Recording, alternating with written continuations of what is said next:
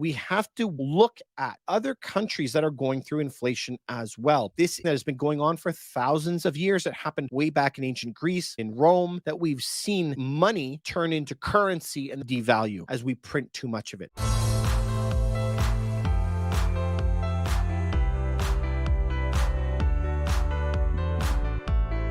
Iran is facing a lot of trouble and their inflation is out of control. Now, how did this happen? It all started with a bunch of riots over some women not wearing some hair coverings. And so they have lost 50% of their value of their money all since these riots had began. So how they deal with inflation can actually affect us, can teach us a thing or two about how to beat inflation.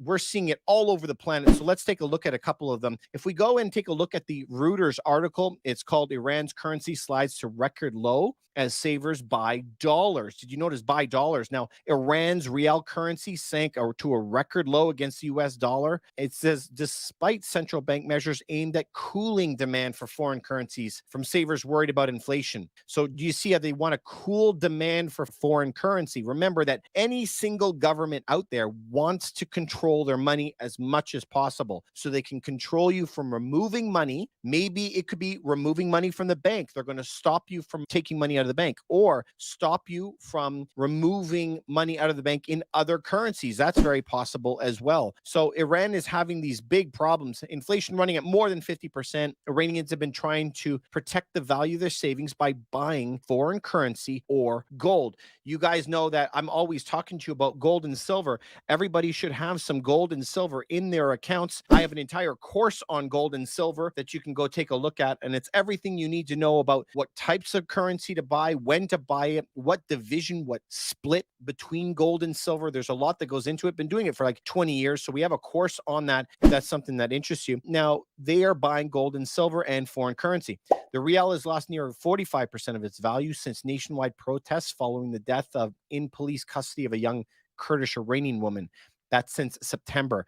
The shocking drop. Now, we also noticed that they're blaming some of it on Western sanctions. Does that sound familiar, you guys? Now that we're fighting with the Ukraine and Russia situation, we're seeing a lot of Western sanctions coming up in conversation right now. Big problems. All right, so let's head on over to this. If you go to Trading Economics, you can see a map of the planet, and it shows you in a graph what the inflation numbers are. So from China at 2.1, Switzerland's at 3%, Japan's at 4%, South Korea's at 5%, and it keeps getting worse and worse and worse. If we go all the way down to the bottom, obviously we know that Iran is around 50%, Turkey's at 57%, Argentina is at 98%. Good Lord, like it's absolutely, absolutely terrible. You can actually flip it into the world and look at the worst performing places, and we have to be thankful that we're not living in some of those worst places. Zimbabwe doing their old tricks again at 230%, Venezuela at 156%, but remember, Venezuela,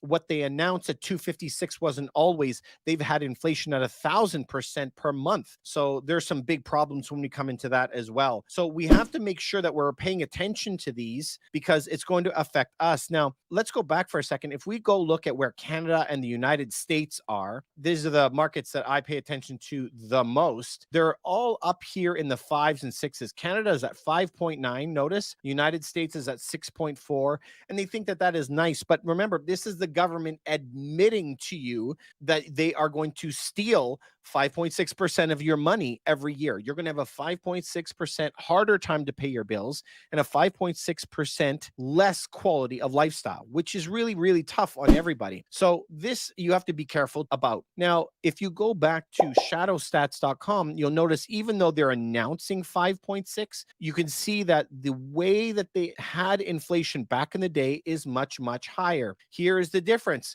Back in the day, they used to say if you take milk and ham and eggs and bread, and then you use that exact same items from the same store and the same brand the next year, how much has it gone up? But they've done some funny tricks with that now because now they can say, well, you might not have Real milk, it might be powdered milk, or you might not have real eggs. It might be an egg substitute, or it may be hamburger instead of steak. And they'll substitute it, for example, but it's not really the same thing. So they've changed the way that they calculate it. So if we use the government's own numbers, the inflation rate today will be around 14% of where it is today. 14% is a lot of trouble. Now, remember, we were saying Iran was blaming Western sanctions. That's why they have 50% inflation per year. Wow. Is it just Iran? We know that we're always talking about Russia. If we go look at Russia in the past year, before they actually invaded Ukraine, they were still running really hot at 8 and 9%. But notice what happened with Russia when they put on the sanctions. Inflation went to 17%. 17. Ay, ay, ay, ay, ay. Two things. Remember that if they are admitting to 17% inflation, in reality, they're probably facing double that. They're probably facing closer to 30% inflation. So if you have cash, that means that you lost 30% of your purchasing power. If you're paying rent, you have now to pay 30% more to live, but you don't make any more money on your monthly salary. This is a big, big problem. So inflation, though, has been coming down. Well, why has inflation been coming down? Let me show you this map, and this will give you a good idea. Now, this is a map of the entire world. Now, if you notice, there's different colors. They're green, brown. But if you look at Russia, Russia is really green up here. There's a lot of green areas. Yes, there's some mountains, but it's very, very green here. If you look at all that green area, do you know what that is? That is the Russian wheat belt. They grow a lot of their food in Russia, so they can keep caps on how much inflation they have. Now, let's look at Iran. Iran is a different beast altogether. Let's zoom down to Iran. If you take a look at Iran, Iran is mountains and sand everywhere. Iran is not all green like you saw Russia way up north. There is some oil that is there, but they do not have food. They can't grow food there. I mean, some stuff they have, but I mean, overall, they have to import the majority of their food. And when you have sanctions biting on you and you can't grow your own food, inflation is going to go really high.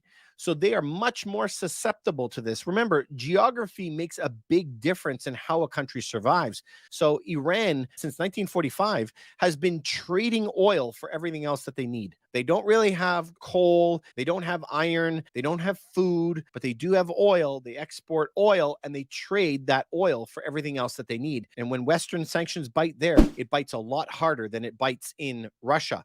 Now, one thing that you can do, like I'm always mentioning, is go into gold and silver is something that you can do. Now, if you look at the gold data and look at a gold history map, let's take a look at just 1 year back. If you just go back 1 year, there was a spike when the war started, and then it hit that same number again a year later, and now it's a little bit softer. So if you would have bought gold and silver, you wouldn't have lost any of your money. But remember what we had seen before, we saw that people were buying US dollars as well. So if we go back to the world map and look at the US official rate is 6.4%. But remember, last year, the rate was 9% in June. And remember, when we looked at the map, the reality was actually double that. So people are lining up, willing to lose 15% of their money through US inflation because their own inflation, they're going to lose 75%. So this year is a year for you to limit the damage. Limit the damage. So let's jump back into that map of what the gold prices were. Now, 1 year, you see it soften, but guys, it only went from 2,600 down to 22. That is nothing. Now let's look at 10 years. Now, all of a sudden, you start to see a good map of it zoom going right up, right? Now let's go back 30 years. If we look at 30 years, it kind of goes straight up. Yes, there was a couple bumps. Nothing is a smooth take up. Bump, bump, bump, bump. And there was a big bump around when 2008 happened. There was another one in 2020 happened. But these are external events. There's always recessions. We can deal with that, but you should be able to see an overall trend. Let's take a look at silver over 30 years as well. Silver had a massive peak around 2011 when the problems were happening in Europe. And so this is very, very undervalued right now. Silver is fantastic, but it is a lot heavier than gold. So we have to pay attention to these things. So let's try to break that down. How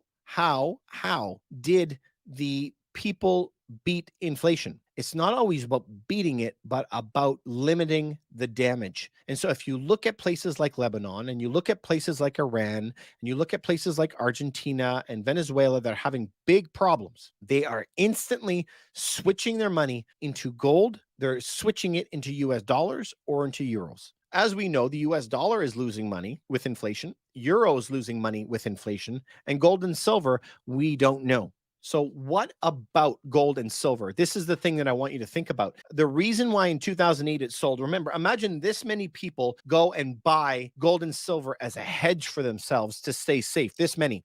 This many are institutional buyers, and this many on the edge are the people that went and bought a couple of them just to try to save their money.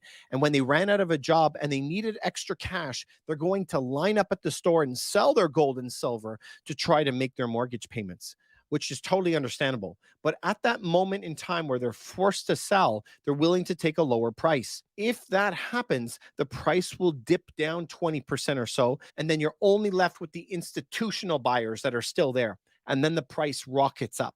So if you're able to hang on to it for a long time, you're going to do very, very well with gold and silver as it adjusts with inflation. So this is happening over the centuries. It keeps on happening over and over again.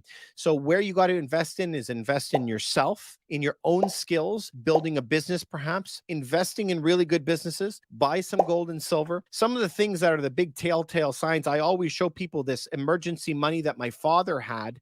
His family was running from Germany in the 20s, and it has a date on the back, 31st of December, 1920. And if you didn't use this money by a certain time, it expired. It disappeared into thin air. You could only use it to pay your taxes or to pay certain things in government expenses. You were told where you could buy the money. In addition to that, you could only spend it in this city. So there are the three things. The location was constricted, what you can buy was constricted, and also it had a date limit on it. Now, funny things that all things old are new. You saw bell-bottom pants come back, and now this same idea is coming back of this type of emergency money as we're seeing central bank digital currency evolving as it's coming out in the world today too. So we have to be able to keep our choices open. Hopefully we can still have cash. It won't just be central bank digital currencies. Have a little bit of gold and silver in your portfolio. We have to look at not only historical, but other countries that are going through inflation as well. This has been something that has been going on for thousands of years. It happened way back in ancient Greece. It happened in Rome. It's happened in every other country since then